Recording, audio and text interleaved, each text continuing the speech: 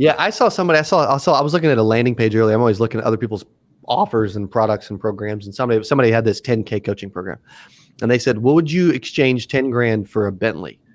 And I'm like, "The one in the picture, yeah. I don't know about every Bentley in the world. Just depends on what it looks like, what's happened to it, where it is, whatever. But like that one, yes. Like I'll find 10 grand. I'll write your check right now, right?" But it's like that's interesting because you're right. If people knew that even if they didn't invest $10,000, that they would end up with a six-figure income, six-figure renewal income, passive income. If you would exchange 10 grand for 10 grand a month, they would say yes. But then when they get into insurance, they don't want to invest any money, but they still want the 10 grand a month.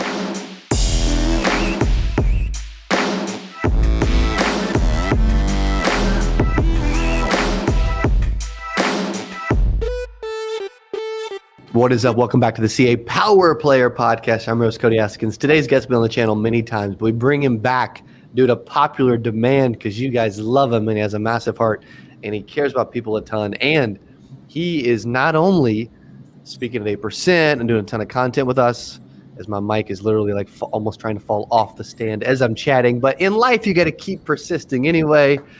Mike is someone that is really focused on getting consumers out of debt and using debt-free for life, and how agents and advisors can make multiple six figures helping clients with this as well, which is really a crazy epidemic in our industry that Mike is helping with. So please welcome back from Trustworthy Financial, Mr. Mike Hall. What's up, Cody? What is up, buddy? Dude, What's up, man? We've done a ton together this year. I love doing stuff with you. I appreciate you giving us some of your time and come back on the channel today.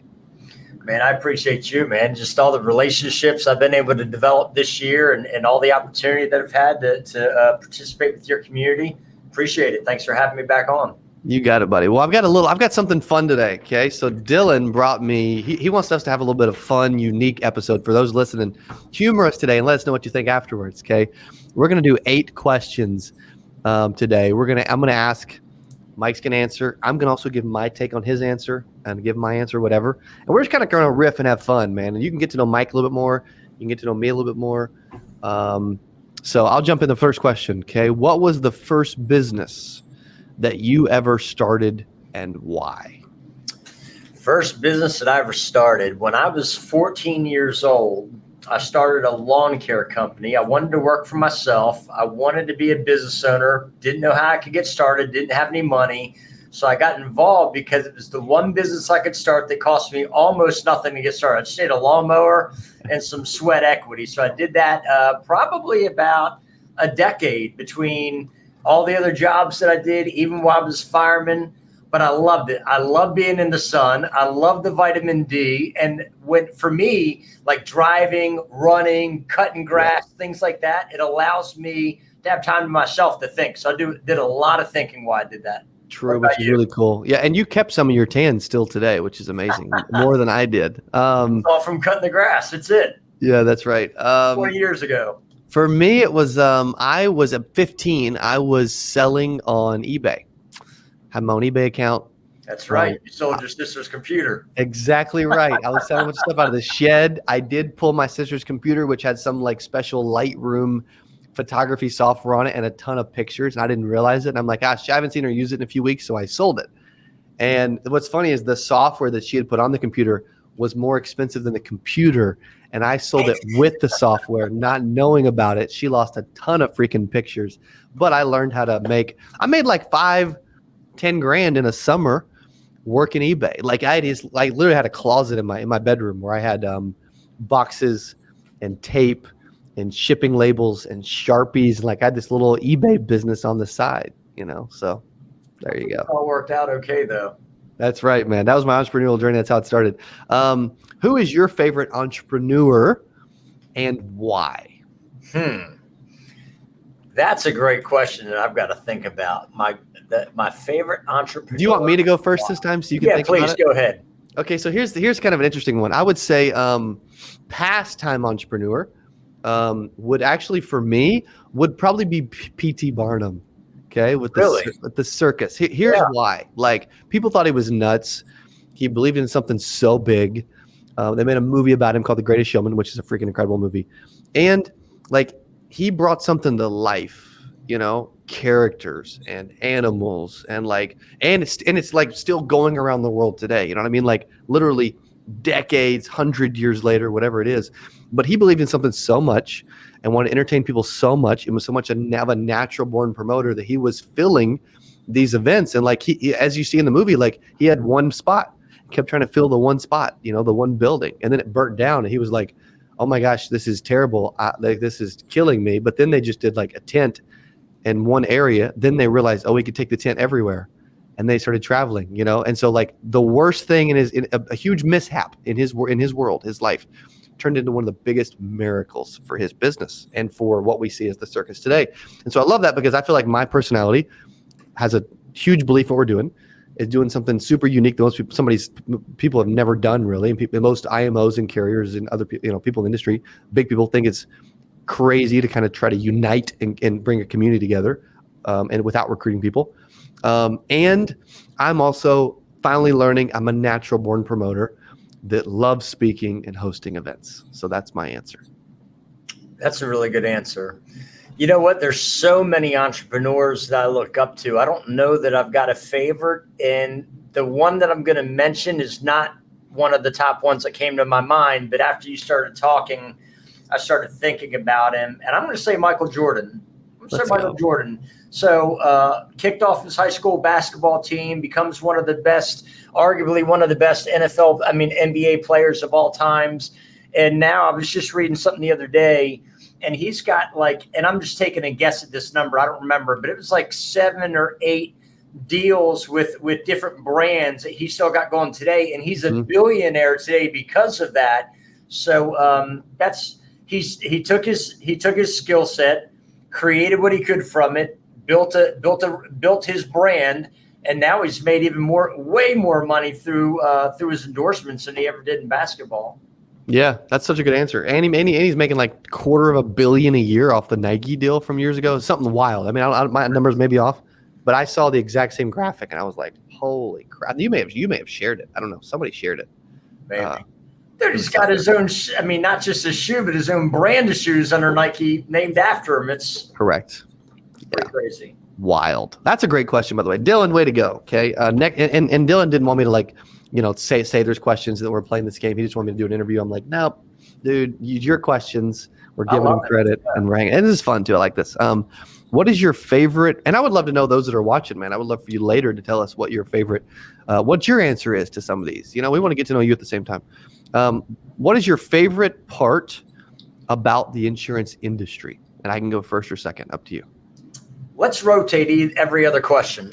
Okay. So I'll go first on this one. You go first on the next one. Okay. Favorite part about the insurance industry? I'll tell you, that's an easy one for me. My favorite part is it doesn't take skill set to succeed. It just takes somebody with some heart and some work ethic. So somebody like me, they came from the other side of the tracks, no family with business history, no money to get started with, just sheer desire, determination, and sweat equity. Anybody that wants it bad enough, regardless of skill set, can figure it out. Amen to that. Yep. That's actually similar to mine. Mine was going to be low barrier to entry, which if you think about it is like, it's a pro and a con. Okay. It's so easy to get in the insurance business. You pay, $49 for a test or study material. You pay $105 in Missouri to or $50 to schedule the test, $105 to get the license, like a couple $100 and like, boom, it's like a janitorial business. Like you're in business, you can now sell insurance or clean or whatever. Right. Yeah. That's a pro, but it's also a con because I wish it was almost harder to get in because it's so easy to get in that people can get it really easy and then not work. And so one of the most beautiful pieces of the industry is also a curse because there's more millionaires in insurance than any other industry in the world. It's the wealthiest industry in the world, but it's also one of the easiest to get into. I think it should be harder. Like if you're going to earn millionaire status and wake up and be freaking Mike Hall one day, man, strapping up, you know what I mean? Putting your tie on, going to work, rolling in a Benz, whatever. It's like, dude, I think it should be tough. I think you should have to earn it. And I think it's a little too easy every now and then. So there you go. Look, if you mortgaged your house and did what you had to do to come up with $1 million just to go to Hamburger University, to have the right to start a McDonald's franchise, You're not going to wing it. You're not going to be quitting. You're going to figure it out because your back's up against the wall. I agree 1,000% with that. Yeah, I saw somebody. I was looking at a landing page earlier. I'm always looking at other people's offers and products and programs. And somebody had this 10K coaching program, and they said, "What would you exchange 10 grand for a Bentley?" And I'm like, the one in the picture, yeah. I don't know about every Bentley in the world. Just depends on what it looks like, what's happened to it, where it is, whatever. But like that one, yes. Like I'll find 10 grand. I'll write your check right now, right? But it's like that's interesting because you're right. If people knew that even if they didn't invest $10,000, that they would end up with a six-figure income, six-figure renewal income, passive income. If you would exchange 10 grand for 10 grand a month, they would say yes. But then when they get into insurance, they don't want to invest any money, but they still want the 10 grand a month.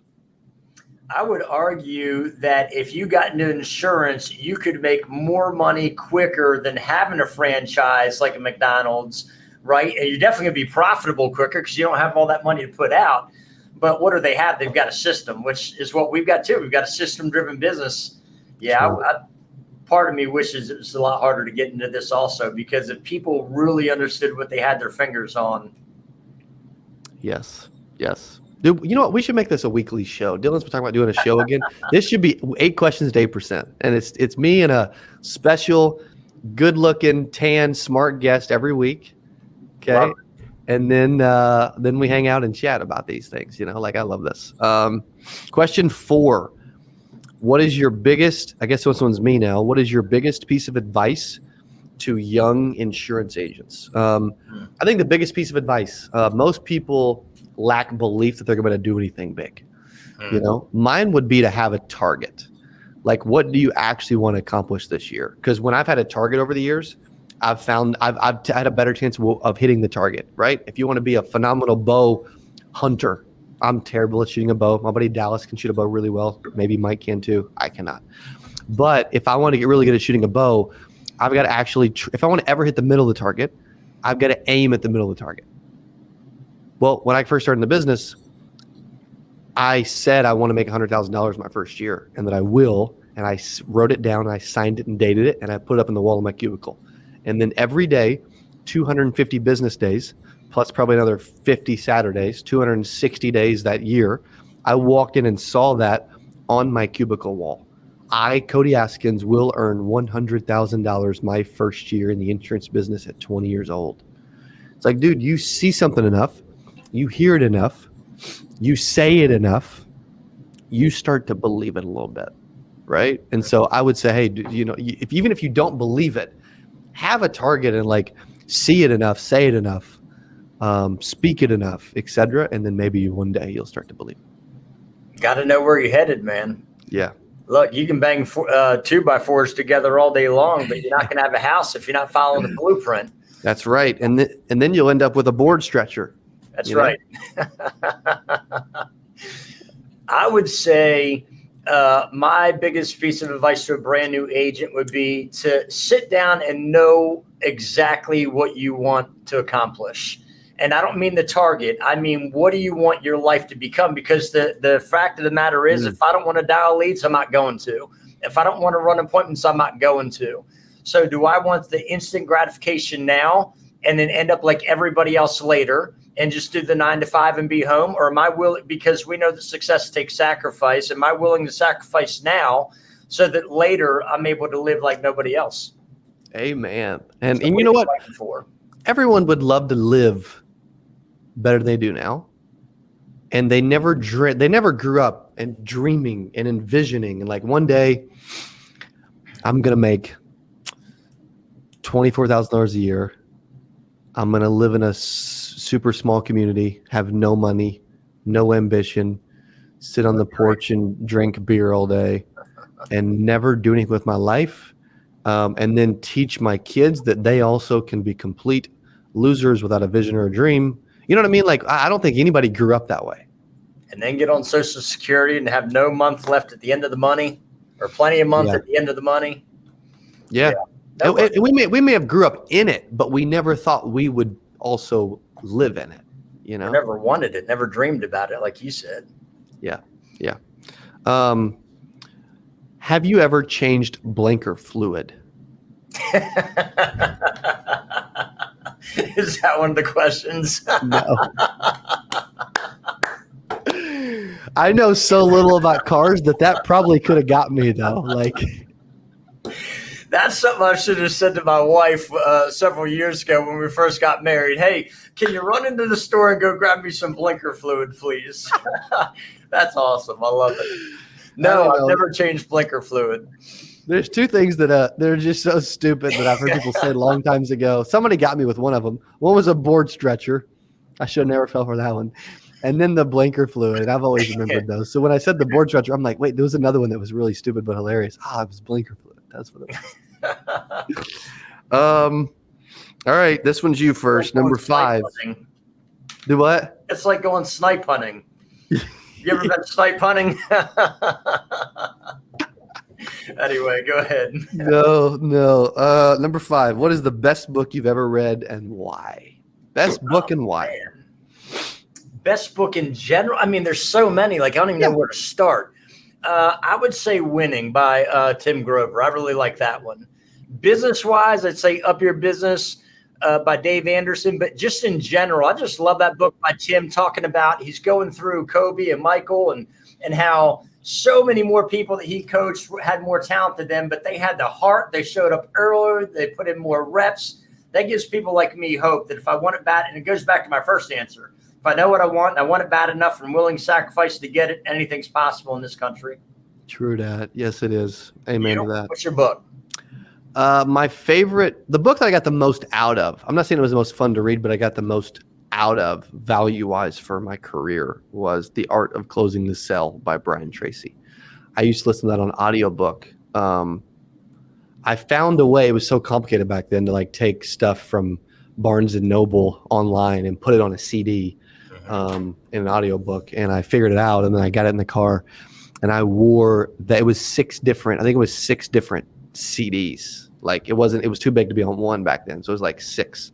And I had them all and I listened to that till literally the CDs stopped working. Like, no joke. And then I would go remake more. Like, the whole year, like, I pounded that like nonstop back in 2011, 2012, and just listened to the freak out of that thing. I bet you got something out of it each time too, didn't you? A lot. And the interesting about that is, this is a good point. Like, most people, they think, I read that. All of it didn't speak to you then, and all of it's not going to speak to you again, but maybe something different speaks to you now, because we're always in different wavelengths in different part of our career.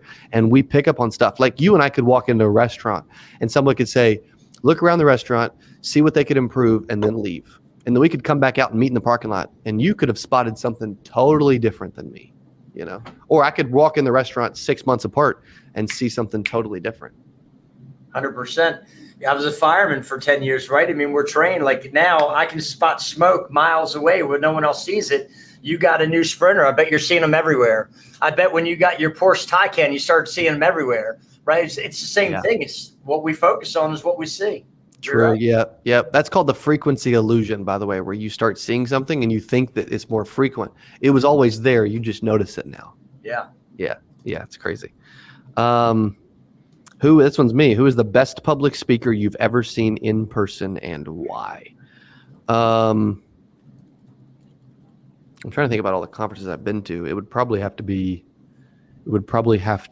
I still think the one that I enjoyed the most was Eric Thomas 2021.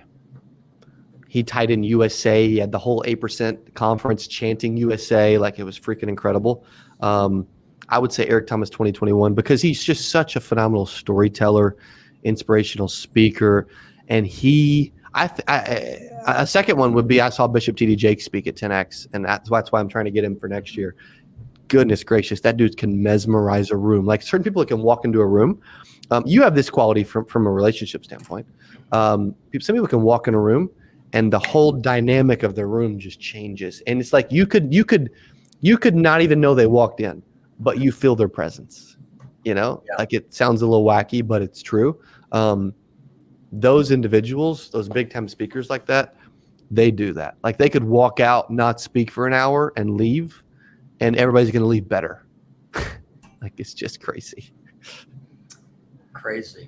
I was going to give the same answer, actually, not 2021. I didn't see him then, but just after seeing him at 8% here last month or a month and a half ago. And it's simply because, I've been listening to him for over a decade. He's been one of my one of the public speakers that I've really related to and like the most. And to hear a story, being born to a 17-year-old single mom and all the adversity that he overcame and the difference that he's making in people's lives right now. And just to see the way that the room just was so on the edge of their seat when he was speaking. And even that little private Q&A that we had afterwards and just everything he just gave. I don't know. I'd like to be a little bit more like that. Yeah. Me too. Yeah. Incredible. Phenomenal. What is this one's for you first. What is a great accomplishment or flex that you've had in your career, and how did you accomplish this? A great accomplishment. Or a flex. It's a chance for Mike Hall to brag on himself because he never does it. What's a flex? Just like a show off, like an actual flex. Okay. Yeah. You know what? Probably my first year in the insurance business. I told you I was making $60,000 a year as a fireman after 10 years in the fire department. And I thought if I ever got to $100,000 in income, my life would be completely different. In 2012, my first full-time year, I did $250,000. That really was probably the biggest moment for me because it gave me the belief that, okay, maybe there's something to this. And if I'm really willing to apply myself, what is the limit? What's the sky? Where's the ceiling that I can go to? And it gave me hope. It really started to change my why to now it's not about taking care of my family. It's can I go find other dream-driven people like me that don't have a clue and just point them to the system? That'd probably be my biggest. That's good. What about you? That's good. I would say it's having to completely will and drag 8% into existence. I think you felt it before I even said it. Like you started nodding your head. There's other pieces, like we could look at revenue or making 100 grand at 20 or doing 8 figures, the last couple of years, whatever. Like there's some cool pieces, but having a team of 50 people, there's several, but like I think the biggest one is, or how far I came as a public speaker in the last 5 years, under 5 years. But I think the biggest one is pulling when everybody doubted 8%. When everybody said it was people have been on stage for the record, like leaders of IMOs with 20,000 agents that have got up there and said, I thought it was the stupidest idea ever. I thought it was never going to happen. I told you not to do it. I said you were a complete moron and that no IMO would ever let this live. And they said, this proves that when someone wants something so bad and they don't quit, they can 100% make it reality. Hey, look, everybody telling you not to do it and it's not going to work. That's your first sign that you're on the right track to doing something. And I would say yours is even bigger than mine because anytime you do something first, like that's incredible. Like you're the first to take the walk in this space with what you're doing to bring people together. That's not easy. You're a visionary and you see it. And so that's a great first. I'm glad you saw it through. Appreciate that. Yeah. Me as well, man. Me as well. We probably wouldn't have met if I wouldn't have, Definitely not. Yeah. That's cool. You could, that's a great question because a lot of people don't want to just sit there and brag on themselves. So Dylan teed us up, man, like T-ball. We just had to step up and try not to hit the plastic tube and actually hit the ball. There you go. Number 8, final question. Okay. Ooh, this one's good. Gosh dang it. I'm gonna need a second, even though I'm supposed to go first. What has been your best investment in your business? You getting cold on us over there? Man, it's freaking cold. What temperature is it over there? Well, it's only in the low 80s outside, but it's probably about 50 inside of my office. I'm normally cold. You know what's funny? If we're gonna go there for a second, they keep it about 70 in the office, 70, 71. Dude, I think 72 in an office is freaking perfect. Lauren keeps the house at 69. I'm always freezing. I'm always cold, Mm-hmm. I don't know what it is, but I'm always cold. Best investment in your business. There's a lot of ways that I could answer this question. I'm going to say the absolute best investment is actually building a team and investing in people. And when you hire incredible people that are way better than you at what they do best, at their gift, like Dylan's on the other side of the camera, dude, his gift is this. His gift is video. It ain't my gift. And I tried to act like, I could do it okay, and I would upload stuff without editing it, and it was just freaking terrible. But I did it anyway, which is good. And it was a part of the channel, the growth to the 100,000 subs,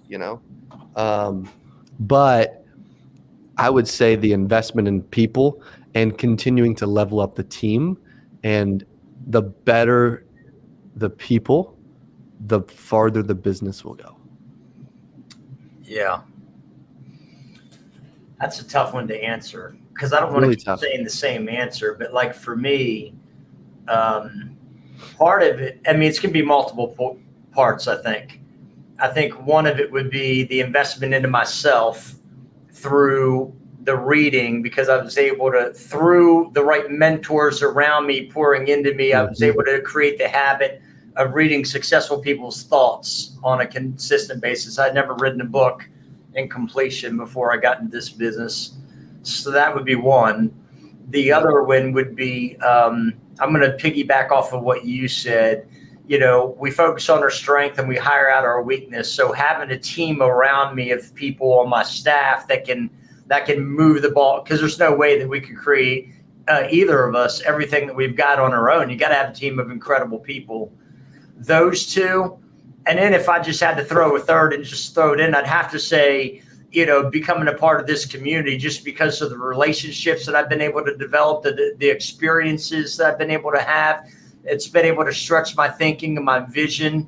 And so that's a 3-part answer. That's cool. Yeah, that's a great answer too. Yeah, I mean, and I would say too, like, just to help others that are listening to this, like, that could invest in themselves more in different ways. I was very stubborn when it came to social media. People who see my social now and they're like, oh, dude, Cody's like the social media guy in the industry, whatever, right? Dude, I was so stubborn. I would wait as late as possible. I would avoid stuff. I would never post. I wouldn't get on Facebook at all. You know what I mean? I was the guy that was like, I don't want Instagram. You know what I mean? But now I've embraced it, and it was one of the best investments in time that we've ever done. So it's cool. Yeah, that's something I've dropped the ball on. That's still my weakness. And as many times as you've told me to do multiple videos a day, I've still procrastinated on it because I don't want to get out there and look like an idiot, but just do it. Bad is better than not at all. True. Bad. I love that. Bad is better than not at all. That's really good. Yeah, that's really good. I always say best known beats best. That's also a freaking great phrase. That's so good. Well, Mike, thank you for being on our first episode of 8 Questions to 8%. That's good, bro. I love it. This has been fun. Dude, if they want to learn more about you and the Debt Free for Life program and everything that you're doing with Trustworthy Financial, how do they reach you? I can give you a website. We've got getstarted.trustworthy.life on there. There's a bunch of different videos. There's a way that you can connect with our team, and they could even put you directly in contact with me so we could have a conversation. Or you can follow me on Instagram at mahall79. Boom, mahall79. Go blow up his Instagram. Just DM the crap out of him there. Okay. Go. mahall79. Dude, I appreciate you. Well, thanks for being back on the channel. You're awesome, and I appreciate your time. Thanks, man. This is fun. Appreciate you. Yo, it was so much fun. Thank you, Mike Hall. Thank you guys for hanging out, listening. Let us know what you think of 8 Questions to 8% in the comments below, and if you enjoyed today. And we'll see you on the next episode of whatever this is. Hey, if you enjoyed this, I got another one you're gonna love. It's right there. Click on it. See you in there. I'm so excited for today's CA Power Player podcast. I'm your host, Cody Askins. We got a special guest. He is back on the channel, talking about how to sell life insurance from home. Here's what I love about this person. Okay, I'm telling you, this will be one of the best.